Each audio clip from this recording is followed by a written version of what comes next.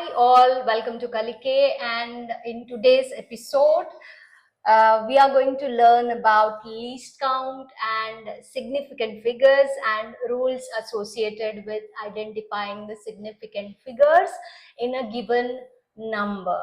Okay, so in order to understand what significant figures are, we need to first understand what a least count is. Okay, so we are going to learn about the least count of any measuring device. So what do you mean by least count? Least count, as the name itself suggests, is the least measurement that you can make with any measuring device. Okay, so what's least count? Least count in short can be written as LC. I'm defining it. Least count is the least measurement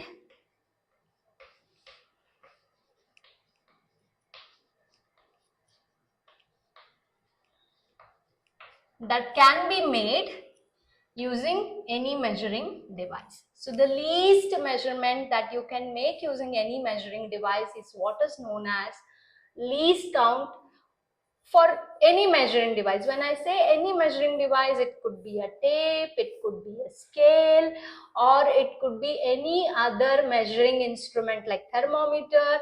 See, we use various measuring instruments to measure various things, right?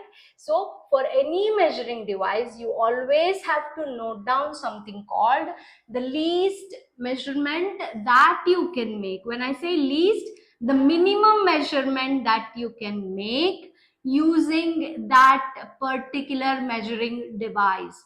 Okay, I will give you a couple of examples so that you basically understand what is least count or how do you find the least count for any measuring device that you are given.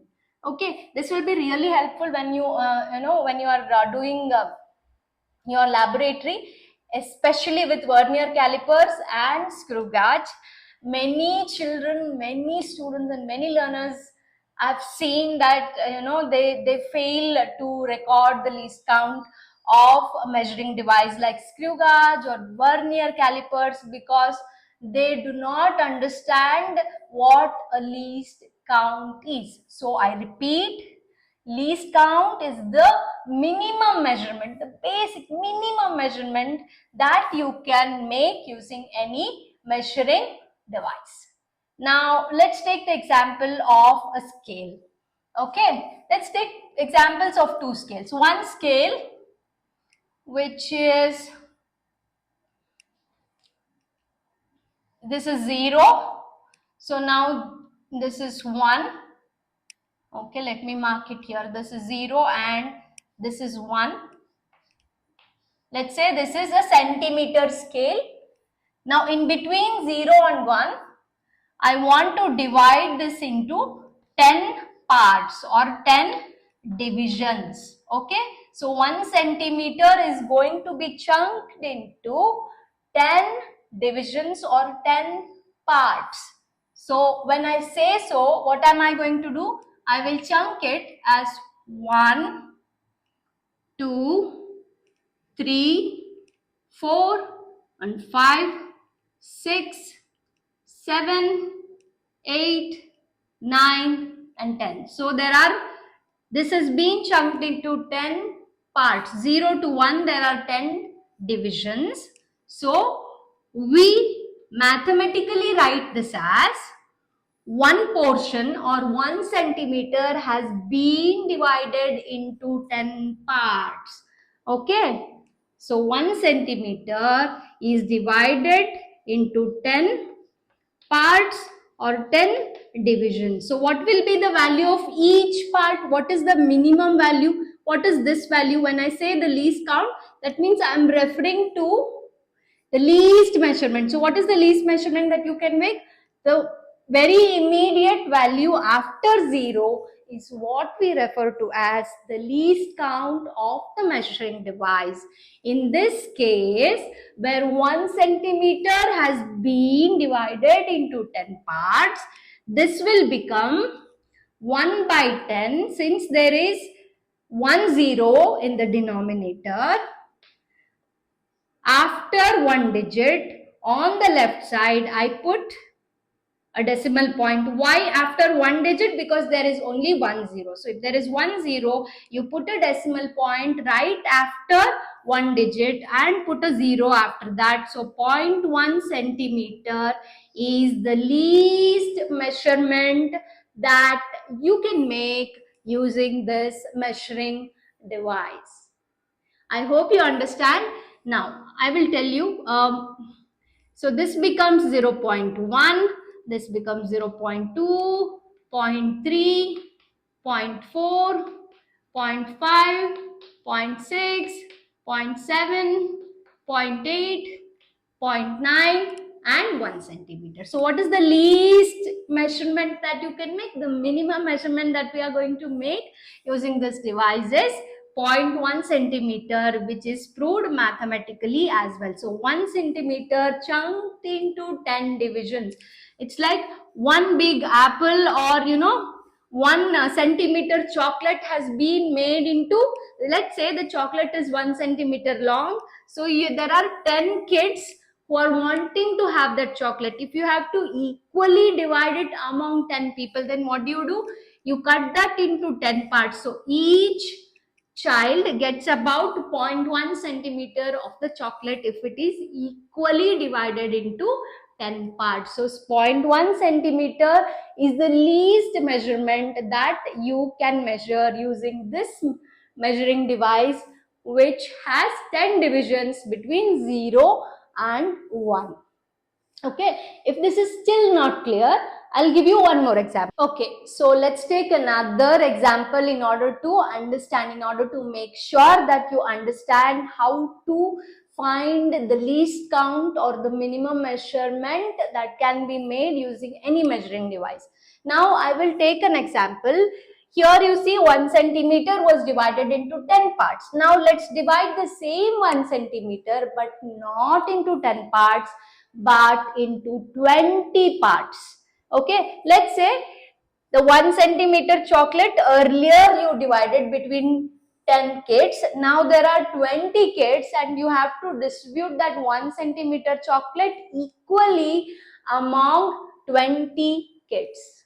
So how does that look like? First write the length 1 centimeter. So this is your reference 0, this is 1 centimeter. Now we are going to divide it into 20 parts. So here 10 and here 10. So I have to write 1, 2, 3, 4, 5, 6. Okay, that became really close. Let's redo this. Okay, so 1, 2, 3, 4, 5, 6, 7, 8, 9 and 10. So this is the 10th line. Now 1, so this becomes 11, 12, 13, 14, 15, 16, 17, 18 and 19 and 20. So how many divisions are there? There are about 20 divisions, or 1 centimeter has been equally divided into 20 different parts or 20 divisions, right? So it is 20 divisions or 20 parts. So what have you done mathematically? If I have to represent this mathematically, I have divided 1 centimeter chocolate into 20 divisions or 20 parts, right? So this is being divided into 20 divisions. So how much is 1 divided by 20? Here also there is only 1 0. But before putting the decimal point, we know 1 divided by 2 can be written in the decimal form as 0.5, right? So 1 divided by 2 is 0.5. But since there is a decimal already here, there are two places. This you have to keep a decimal point after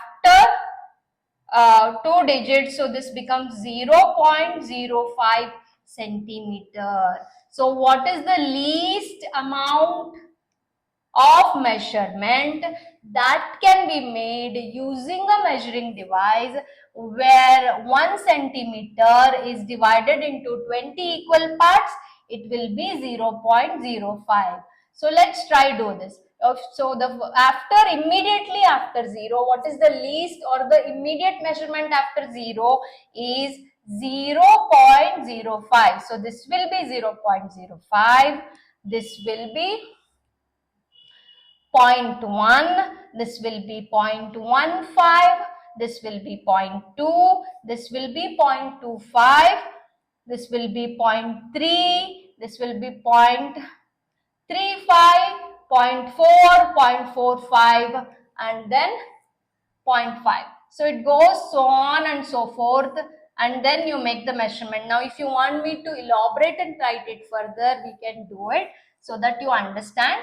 Before I do that, I want to make a comparison and show you and talk about the precision of the instrument. Have you heard the word called precision? Do you know what precision really means? Precision means to how many decimal places can you measure. Okay, so here how many decimal places are you measuring? Here you are only measuring to 1 decimal place, right? So there is a digit after single decimal. You are measuring up to single decimal place, whereas here you are measuring up to 2 decimal places.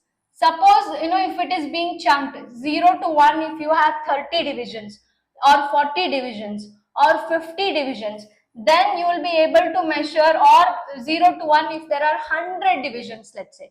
Between 0 and 1, if there are 100 divisions, you will be able to measure it to 3 decimal places. So the more the number of decimal places instrument can make a measurement, we say it has got a better precision. It can measure, or it can give you the measurement, or the measurement that you make will be more precise.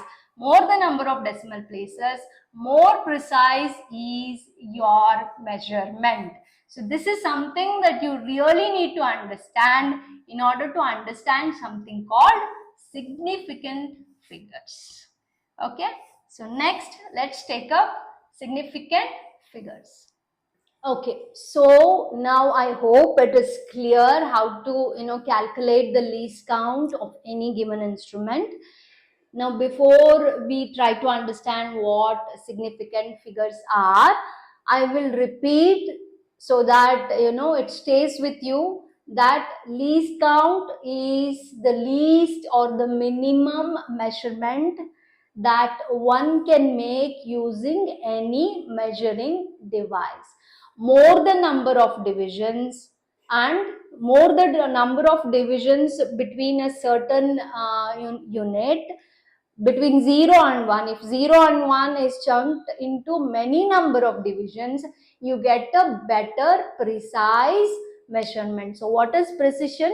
More number of decimal places, you say the given instrument is more precise because it can measure up to 2 decimal places, 3 decimal places, 4 decimal places, right? So precision is how many decimal places can you actually measure. The better precision depends on the number of decimal places that a measuring device can make a given measurement. Okay, now how do we understand significant figures? Okay, when I say significant, that means we are talking about some numbers that are of significance, of importance in physics. Now let's say you can take the same chocolate analogy that we took in my earlier section, where I measured the chocolate. If the chocolate length is 1 centimeter and this was divided into 10 divisions, then the measurement of each chocolate was 0.1 centimeter. Similarly, if the same chocolate was divided into 20 divisions, then the measurement of each chocolate, each piece of chocolate will be equal to 0.05 centimeters. So in these cases, which device is more precise? This device is definitely more precise because it can measure up to 2 decimal places. Okay. Now using the same analogy, we will make another measurement. Let's say, suppose you are weighing apples. Okay. So weight of a box of an apple, weight of box of an apple is found to be, let's say, 1.53 kg. Okay, 1.53 kg. Now, what is the precision of this instrument? To how many decimal places is this weighing scale measuring? It is measuring only up to 2 decimal places. So, are you really sure it is 3, or do you feel there are some more numbers in front of 3? That we can find out if we make the same measurement, if we take the same box of apples and measure it on a measuring device which has a better precision. When I say better precision, the measuring device here is measuring up to 2 decimal places. The next measuring device that you take, which I call more precise, should be able to make at least measurement up to 3 decimal places. So if I measure the same box of apples with an instrument which can measure up to 3 decimal places, I might find the answer is 1.32 kilos. So does that mean this measurement is wrong? No, it is not. It is not. This measurement is also right, but unfortunately the device that I have can only measure up to 2 decimal places. So there is no way I can find out what comes after 2. Now suppose I have a measuring device which can measure up to 4 decimal places. So that will be more precise than these 2 measurements. So maybe that will measure something like 5.324 kg. So this is measuring up to 4 decimal places, this is measuring up to 3 decimal places, and this is measuring only up to 2 decimal places, right? 2 decimal, 3 decimal places, and this is up to 4 decimal places. So this measurement is referred to as more precise as it can measure up to many number of decimal places as compared to the other 2. But none of these measurements are wrong. So now, so does that mean the number 3 is wrong? No. So this is where we actually define what are significant figures. So we are you see that one remains same in the same, one remains same in the other measuring device. 1 kg remains same even in the other measuring device with 4 decimal places. 5 remains same in measuring device with 2 decimal places. 5 also remains same in the device which can measure up to 3 decimal places. 5 remains same in a device that can measure up to 4 decimal places. So these 2 numbers remain same irrespective of the precision of the measuring device. Whereas the last digit remains same, but then there are some more numbers associated in front of it. So 3 here it is simple 3, here it is 3, 2, here it is 3, 2, 4. So we define significant figures as a combination of reliable digits plus one doubtful or unreliable digit. So what are the reliable digits here? 1 and 5 are reliable because they remain same irrespective of the precision of the measuring device. whereas the last number will have additional numbers in front of it. And suppose, instead of 2, if this is 5, we can approximate that as 1.54, right? Because 3, 5 can be approximated as very much close to 4. So this can be written as 1.54. So we are not really sure about this digit. So one digit is unreliable, or we are doubtful about one digit. One single digit always remains unreliable or doubtful, and that is what we refer to as significant figures. So what is the definition for significant figures? Significant figures is a number or is a figure that has a combination of reliable digits, okay, reliable digits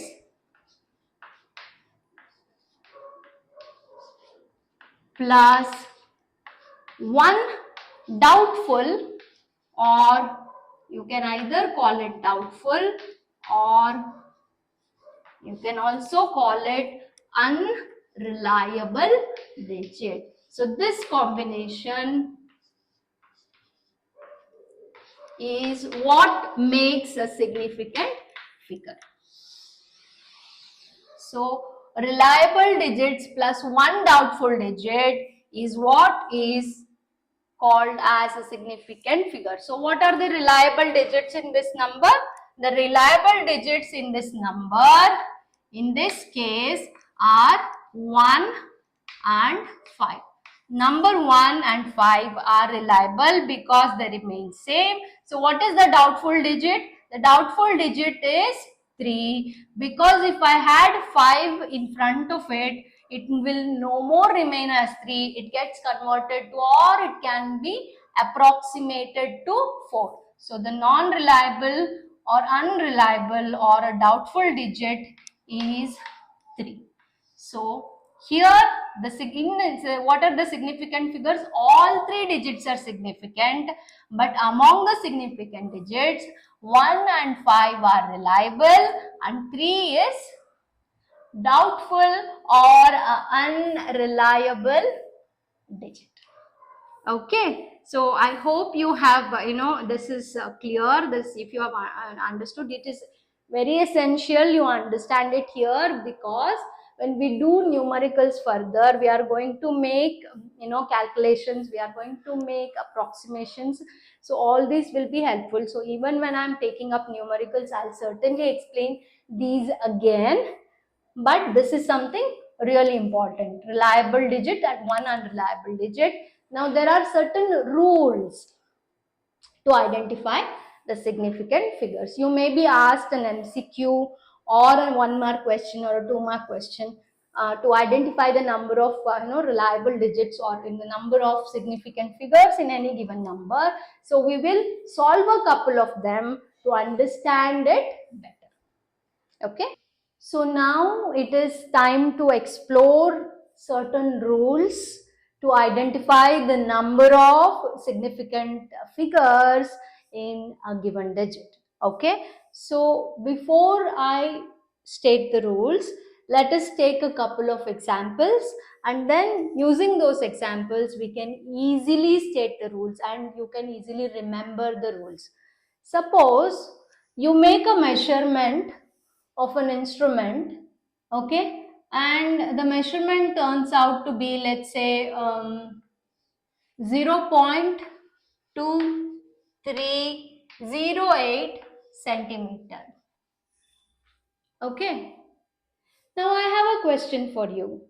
What do you think if I change the system of unit, or if I change this unit into some other unit? Do you think the number of significant figures in this digit will change? Think about it.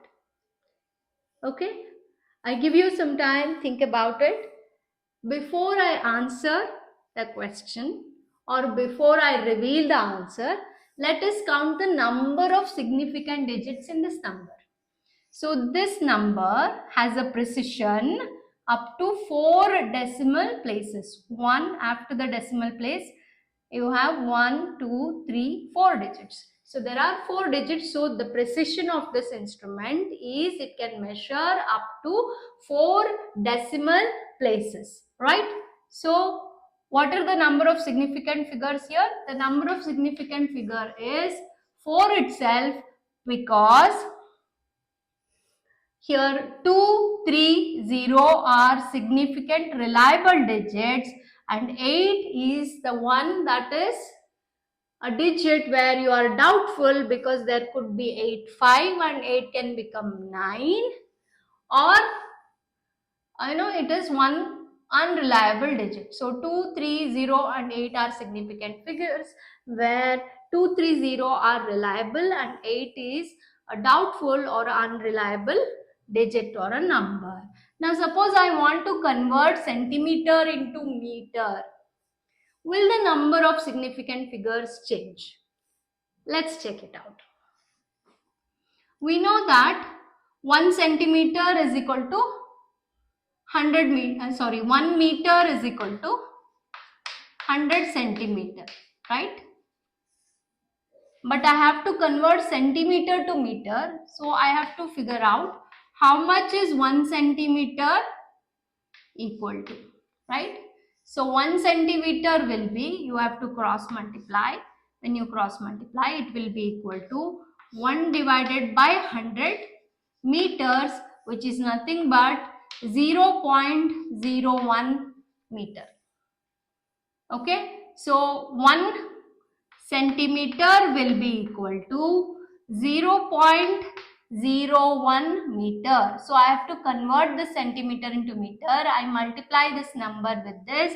So when I multiply, that will be 0.2308 into 0.01 will be equal to, count the number of decimal places, 1, 2, 3, 4, 5 and 6. So there has to be a point after 6 decimal places. So this will be 2308, but these are only 4. So you get 2 more digits, 0 and 0, and then you get,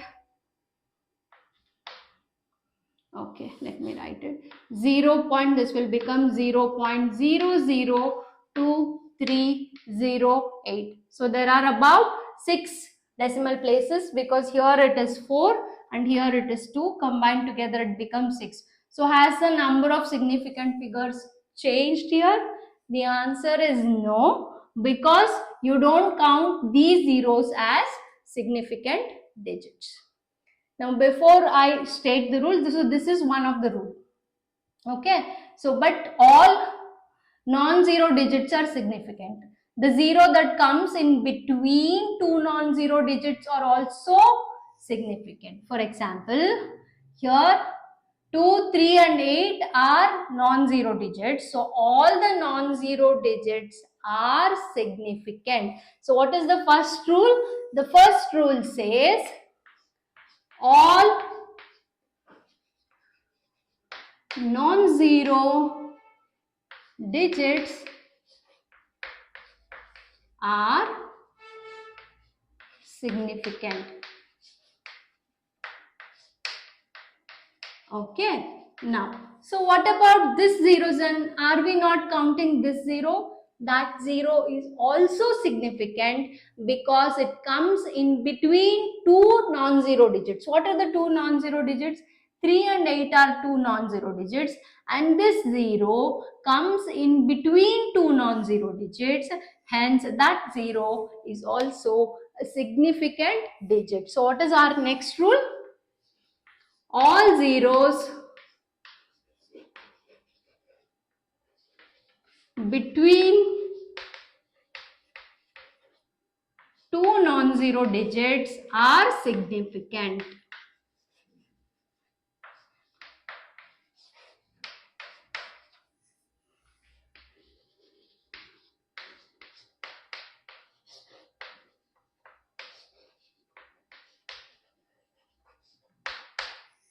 Okay, now what about this zero? Are they significant? I told you they are not significant. So the next rule is, if a number is less than 1, just like this number in this case, because this is a number which is less than 1, it starts with 0 point.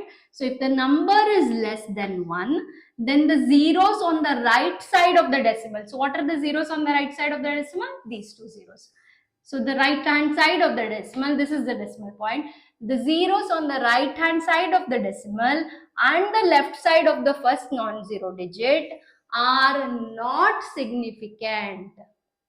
This rule applies only if the number is less than 1. If this number was 1.003, then these zeros will count because this number is no longer less than 1. So this rule applies to numbers which are less than 1.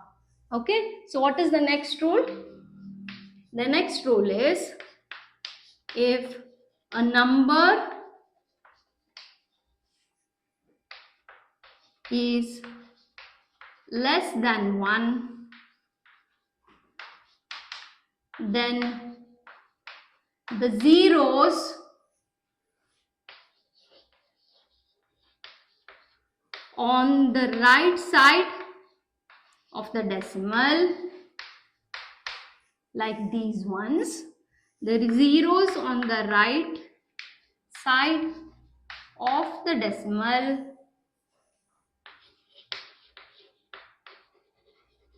and to the left of the first non-digit, zero digit, left of the first, which is the first non-zero digit, 2. So the zeros are left to the first non-zero digit.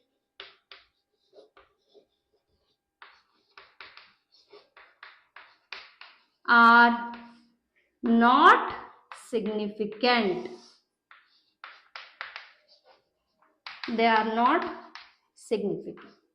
Okay, that is something that you must really remember. Now, suppose, let's say you have a number like this. You have a number like 2, 3, 4, 5, 0.000.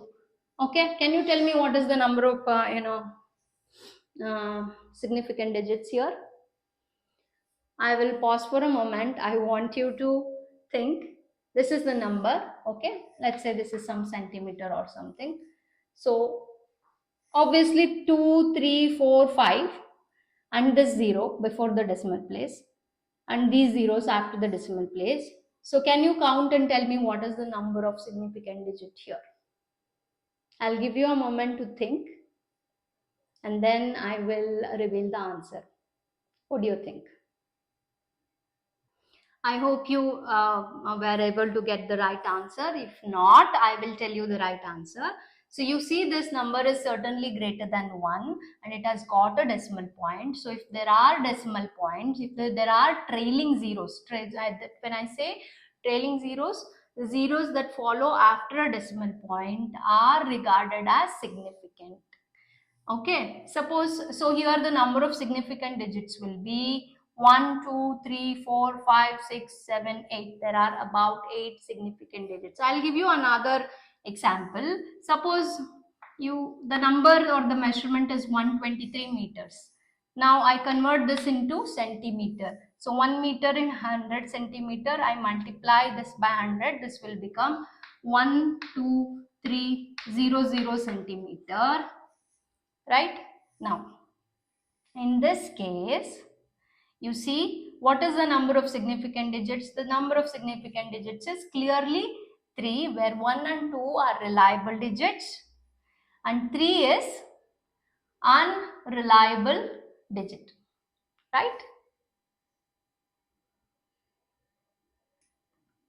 So, it has got 3 significant digits. So, does that mean here there are 5 significant digits, 1, 2, 3, 0, 0? No. If the number has no decimal point, the trailing zeros without a decimal point are not significant. So since there is no decimal point, these numbers are not regarded as significant figures.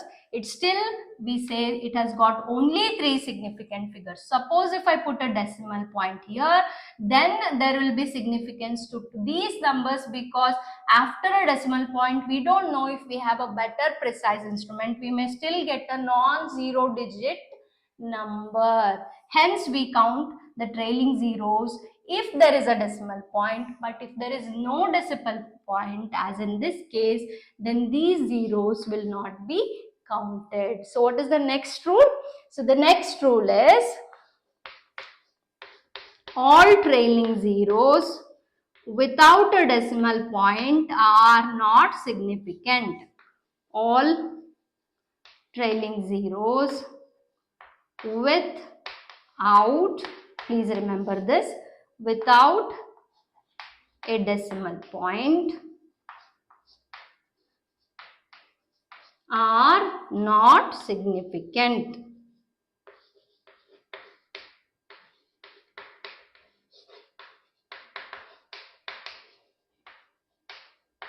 Okay. Now, if there is a decimal point, yes, the trailing zeros do become really significant. So with the all trailing zeros,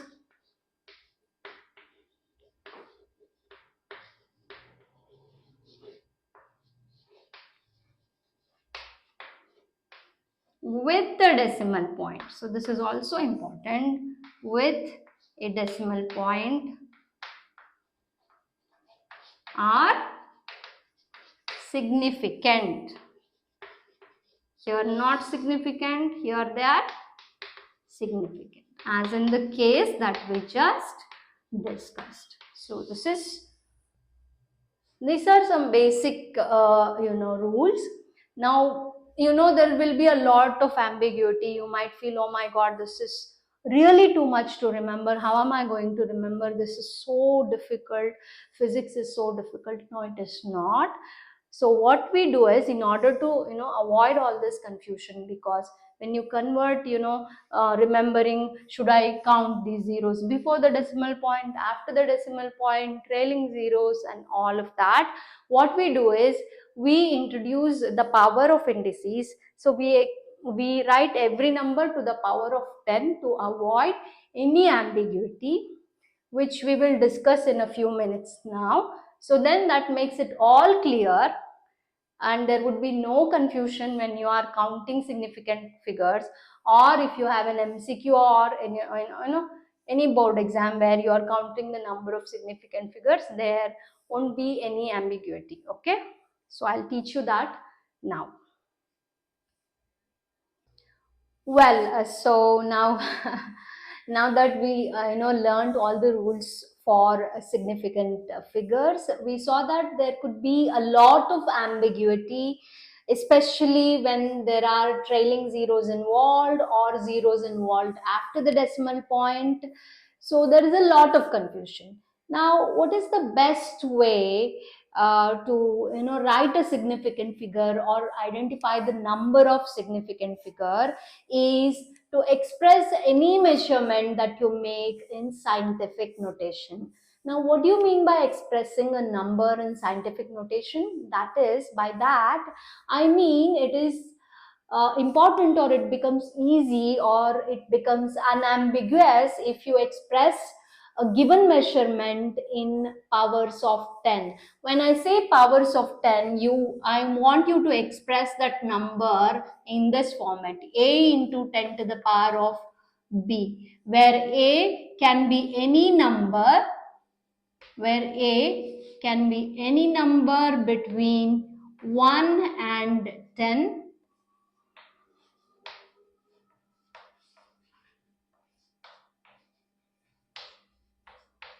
and b, which is the power, right, can be either negative or positive. This can be a negative number or a positive number. To understand this, I will give you an example. So, it becomes unambiguous and it will be easy for you to write significant figures in case it is asked as a part of an MCQ or a board examination question. So suppose the measurement that you make is around 4.700 meter. Okay, now since these trailing zeros come after the decimal point and this is a number greater than 1, then these zeros do become significant. So the number of significant zeros here is 4, 1, 2, 3, 4, because if I have a better precision instrument, after these zeros I can have a number and it might not end up just right where it is right now. So therefore the number of significant figures here is 4. Now when I change the units, suppose I change the units to centimeter. Now I know, so 1 meter is 100 centimeter, right? Let's write it down here. 1 meter is equal to 100 centimeter, which also implies 1 meter can be written as 100 can be written as 10 square or 10 to the power of 2 centimeter. So if I want to convert this number into centimeter, how will you write this? This can be rewritten as 4.00 without altering the entire digit.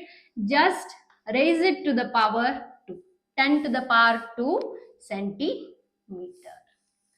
Now suppose I want to write it in millimeters, then millimeter is 10 to the power of minus 3 meter. So that will be 4.700 into 10 to the power of minus 3 millimeter. So the number remains the same. There is absolutely no confusion even when you try to change the unit from meter to centimeter or centimeter to millimeter. There won't be any confusion at all. You can still retain the same number of significant figures, so it becomes really unambiguous.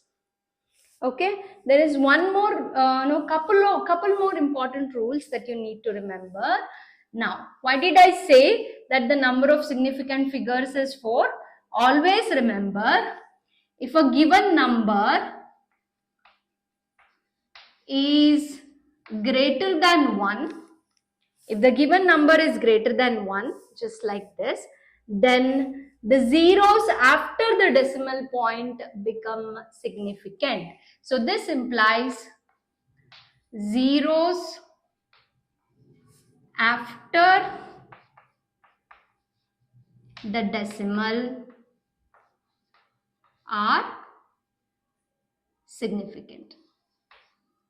They are significant. Please remember that. And this is only when the number is greater than 1.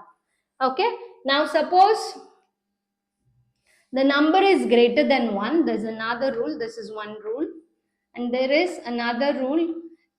If the number is greater than 1, okay, but there are zeros and there is no decimal point, okay, zeros without a decimal point, zeros without a decimal are not significant.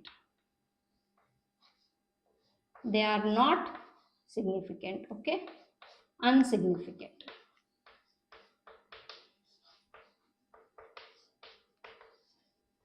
What do you mean by that? So suppose if I had 4700, then these numbers become insignificant. I cannot count them as significant figures. I will only say the number of significant figures is 2. So without a decimal, if there are trailing zeros, then they do become insignificant. You don't count them as significant figures. I hope this clarifies most of your doubts. It will be less ambiguous if you write your measurement or express your measurement in scientific notation like this or in powers of 10 like this, especially because we will be dealing with complex numericals hereafter. So then it becomes really important. You may find it difficult now, but when we start solving a lot of numericals, trust me, it's going to be really, really easy. Okay. Now it is time to understand certain rules associated with the arithmetic operation, especially when you are dealing with significant figures. Okay. Now suppose you are doing an arithmetic calculation, which could be multiplication, division, addition or subtraction, any arithmetical calculation, and what happens is the result. Suppose you're doing it with a certain precision instrument. You measure volume to a certain number of significant digits. You measure mass of an object to a certain number of significant digits, and then when you calculate density, where density will be mass divided by volume, you cannot write the answer. So obviously you take a calculator, you divide it, you get a number. Now the calculator will give you a number that has many decimal places, right? So your answer which you write, or the result of the arithmetic calculation that you have done, should not exceed the number of significant figures that is given in the numerical. You have to express in the same number of significant figures or a number less than given in the numerical problem. So to understand that, I have written a problem here. Let's see what it is. So you measure the mass of an object and it turns out to be 4.237 grams. So what are the number of significant figures here? 1, 2, 3 and 4, where 4, 2 and 3 are significant and 7 is an unreliable digit, because the number 7 can change depending on the precision of the instrument used to measure it, right? So the number of significant figures here is 4, and you find that the volume measured is 2.51 centimeter cube. V is the volume, M is the mass. So what are the number of significant figures mentioned here? It is 1, 2 and 3. So it is represented up to 3 significant figures. Now you are asked to calculate the density of the substance or the object given. So density by definition, which is denoted by the letter rho, is equal to mass by volume, right? So mass is 4.237, 4 significant figures, divided by 2.51, which is the volume that is mentioned in the numerical. This is up to 3 significant figures. So you cannot, when you use a calculator, the calculator, if it is capable of giving you so many digits, then if the answer turns out to be like this, suppose if you are using a scientific calculator and the answer is up to how many digits? Oh my god, 1, 2, 3, 4, 5, 6, 7, 8, 9, 10, 11. So it is 11 decimal places. So you cannot be so precise, right? You cannot get an answer that is as precise as this. So your answer should have been 1.68, which is the least number of significant digits, which is 3 significant digits as in density, or you could write one more digit, that is 688, because this has 4 significant digits. Generally we leave it with the least number of significant digits, which is 3. 4 is a bit larger, so we express our result with the least number of significant digits as in the numerical. So we write it as 1.68 gram per centimeter cube. So this is, although the answer is right, you shouldn't be expressing it for so many number of significant figures. You should be expressing with only the number of significant figures as mentioned in the numerical. I hope this is clear, and we will take some more rules involving subtraction and addition. What will you do when there is subtraction and addition involved? You follow the same rule.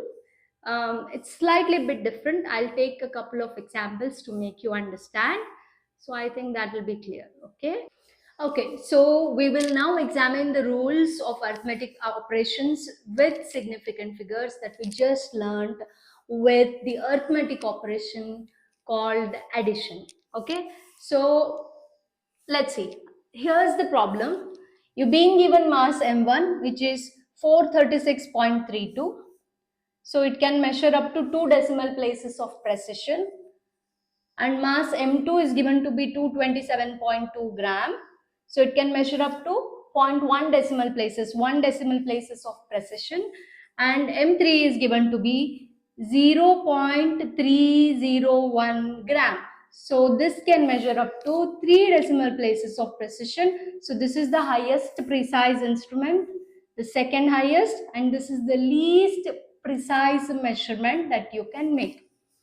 So now you are asked to find the total mass. Okay.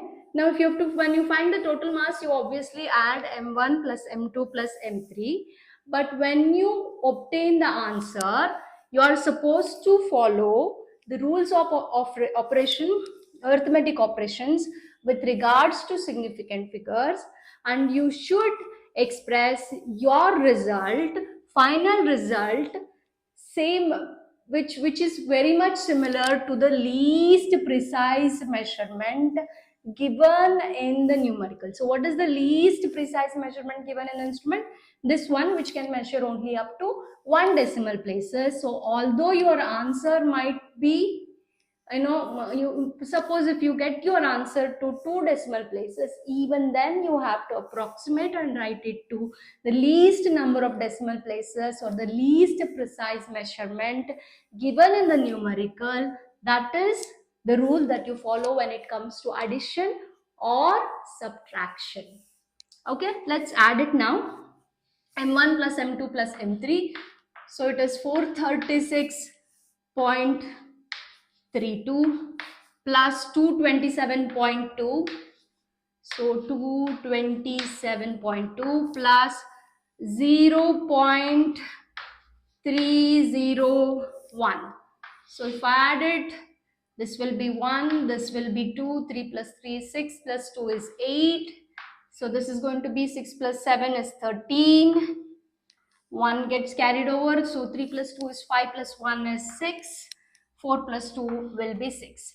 Now your measurement, the final answer has a precision of about 3 decimal places. But what is the least precise measurement that is given in the numerical? It is up to only 1 decimal places.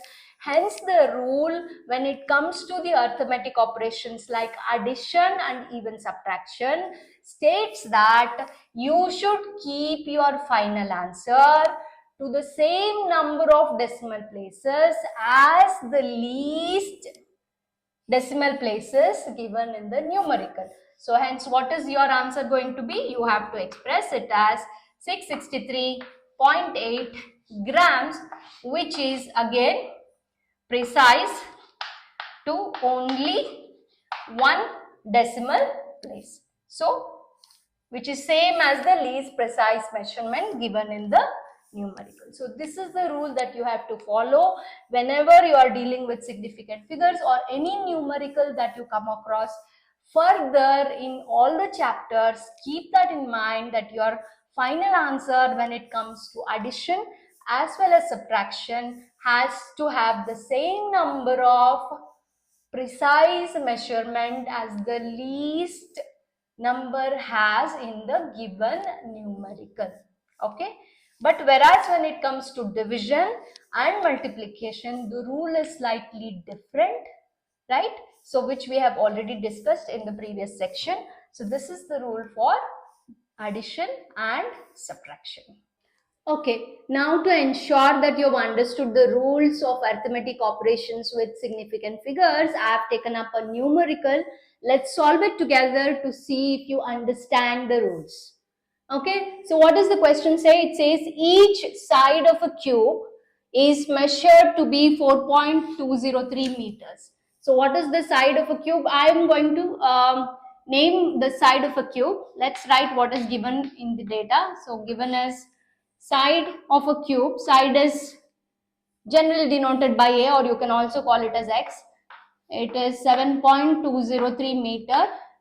Okay, you're supposed to calculate the total surface area of the cube and the volume of the cube, but the condition is correct to the correct number of significant figures. So what is the correct number of significant figures here? It is this, whatever is mentioned in the question, right? So this has 4 significant figures, so our answer should also be written or expressed to only 4 significant figures, not more than that. So how do you find the total surface area? The total surface area, if I denote it by capital A, is for a cube is given by 6 times the side square. So it will be 6 times of 7.203 whole square.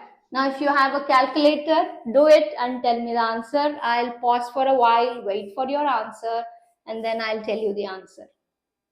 Okay, now that I feel you have got the answer that you see on your calculator would be 399 point, what is it, 2 point something. So you get some more numbers, but we are going to express it to only this form. Write it as meter square, because we have to express it to only 4 significant figures, because the question has only precision up to 4 significant figures. Now, how do you calculate the volume? What is the formula to calculate volume? Volume is given by A cube.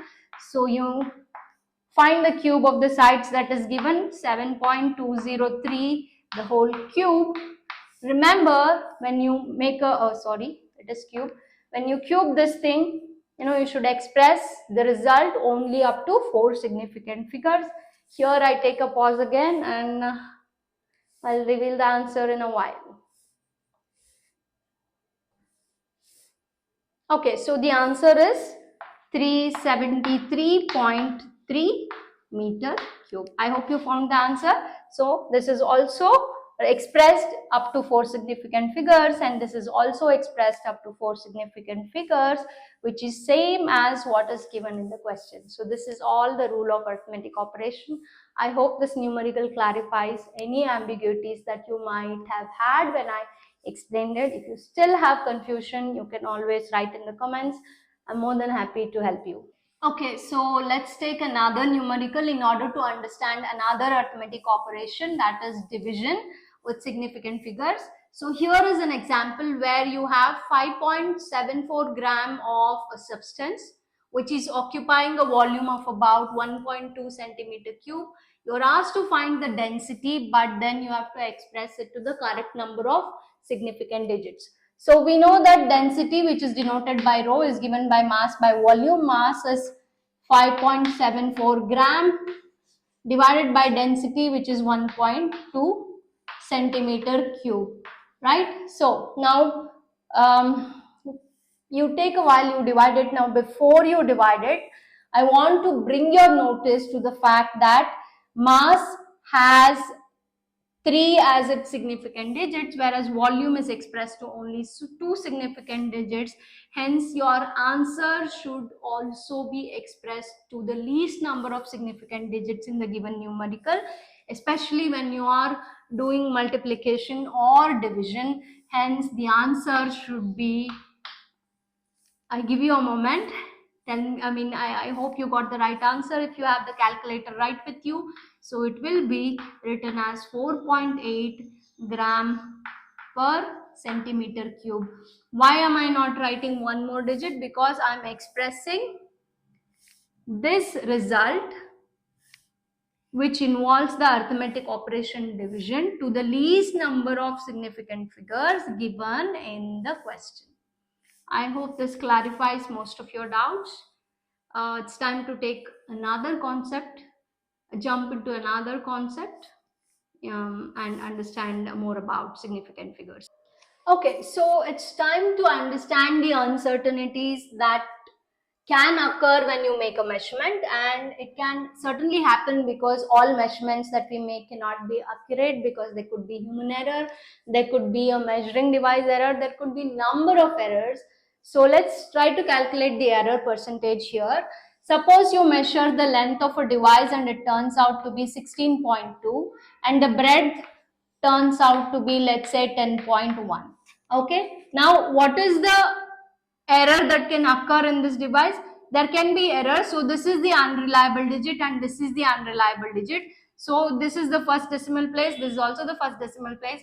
So you can write the error as 16.2 plus or minus 0.1. So it could be plus 0.1 or it could be minus 0.1. It could be 16.3 or 16.1. We are taking the minimal error that could have occurred while making the measurement. Similarly, when measuring breadth, there could be an error of plus or minus 0.1. Okay, you should also know how to calculate the percentage error. I'll show you how to calculate the percentage error. The percentage errors are given by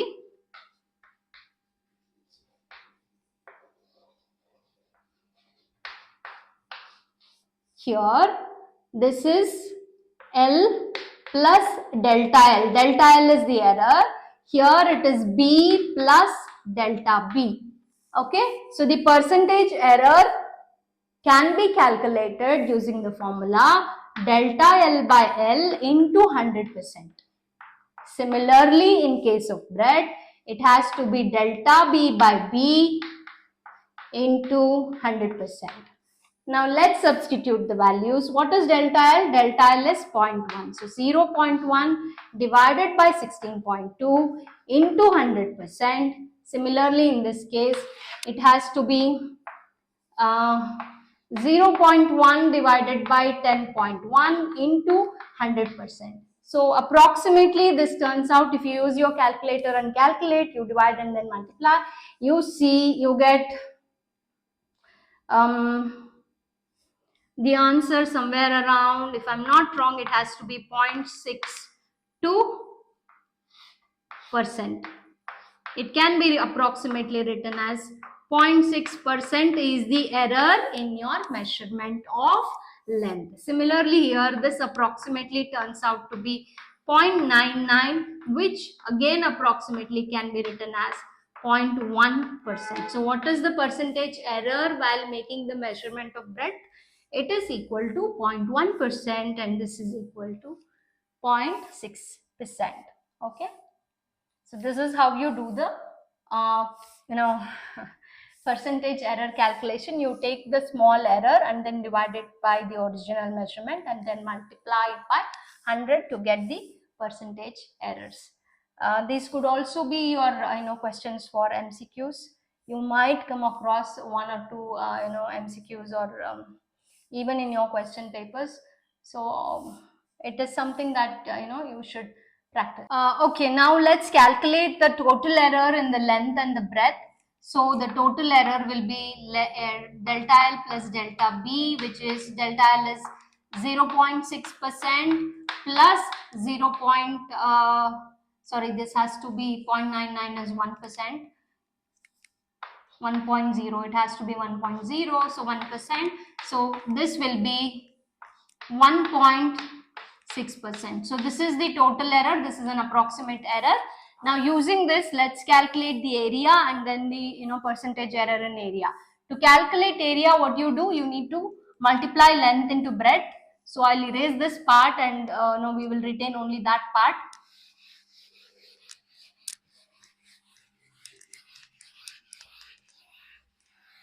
So area is equal to 16.2 into 10.1, which will be approximately 163.2 meters square. You can calculate using your calculator, you get somewhere around here. But what is the percentage error? The percentage error is 1.6%. So now how do you calculate for this? You have to calculate the percentage error in the area and keep your final answer. Add a percentage error in the area, so and then express your final answer. So how do we calculate it? Any answers? Can you think of a method to calculate it? How do we do that? So if you calculate, this will be 163.62 meters. To calculate the percentage error in the area, the total error in the length and the breadth is 1.6%. So therefore 1.6% of area, that is 163.62, that is nothing but 1.6 divided by 100 into 163.62. If you calculate, this comes somewhere around 2.6%. So that's the total error in the area. Now how do you write the final answer? So the final answer, the area of the rectangular sheet is equal to 163.62 plus or minus 2.6%. Now this can be approximated as 62 can be approximated as 164 plus or minus 2.6 can be approximated as 0.3%. So this should be your final answer, and this is how you do arithmetic calculation involving errors. So in your measurement there has been an error of about how much? There has been an error of about 3%. I hope it's clear. Let's see, let's take the next important thing. Okay, let's take another arithmetic operation where I'm taking subtraction. We have already done it. We did addition, but then I want to take subtraction and show you how you calculate errors. Suppose there is a measurement, you make a measurement of about 12.9 gram, and this is also about 7.9 gram. There is some error, let's say this. So now if we are asked to subtract, you see both of them are about having three significant figures. Now if I subtract these two, the answer will be, so you have nothing here, this will be 4, this will be 8, and this will remain 5.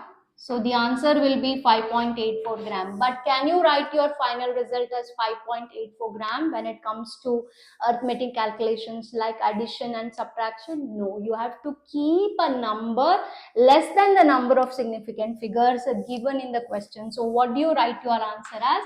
You should keep your final answer as 5.8 grams, right? Suppose if the answer was 0.85 gram, you would round it and write it as 5.9 gram. Okay, so this is something you should make a note of. In addition and subtraction, you keep a number less of decimal places or significant figures and express your final result. Whereas in division and multiplication, you express it to the same number of digits as in the given number. If there are multiple digits in, and you'll pick up the least number of significant digit number and then express it in your final answer when with regards to division and multiplication. Okay, now it's time to compare errors on a small number versus a big number. So here are the examples of a small measurement and a large measurement or a big measurement that you make. So now what is the error? How many decimal places can the error occur in this measurement? The error can be written as 1.02 plus or minus. Since there are two decimal places, you write it, the error can go up to two decimal places. So 0.01 plus or minus 0.01. Similarly, even here it is up to two decimal places. Even here the error will be 9.89 plus or minus 0.01 gram, right? So the error can go up to two decimal places. Now, which of these error look great? Let's try and calculate the percentage error or the relative error and then see which error looks big. Okay. So relative error or percentage error for both will be this error 0.01 divided by 1.02 into 100. Similarly, this will be 0.01 divided by 9.89 into 100. Okay, now I'll pause for a while as usual, and I want you to take your calculators out and find the answer and tell me what will be the relative errors. Okay, so I hope you got the answers. Here you find the error will turn out to be 1% and here the error will turn out to be 0.1%. Now, why is this so? Can anybody help, think of it, why? See, both had the same error. It also had an error about 0.01 and it also had an error about plus or minus 0.01. But the difference was this is a bigger number and this is a smaller number. So with the smaller number, this error gives you a maximum percentage error. A bigger number with the same error gives you a minimum percentage error. Okay, to understand this, let's imagine you have a toy car and you scratch it okay, and you make the same tiny scratch, because this is a tiny number, tiny error, so you make the same tiny scratch on a big bus, then where do you see it really obviously? Where does the error look really big? Obviously on the toy car, because it's a small measurement. So this obviously would hardly, I mean, anybody would hardly notice on the bus because the number was huge. So whenever you make a same error but with a smaller number, it always looks 10 times greater than when you do it with a bigger measurement. Um, that's for today. Okay, so that concludes our today's session. And always remember, if you take care of physics, physics will take care of you. And make sure your fundamentals are always in the right place. Thank you. See you in my next lesson.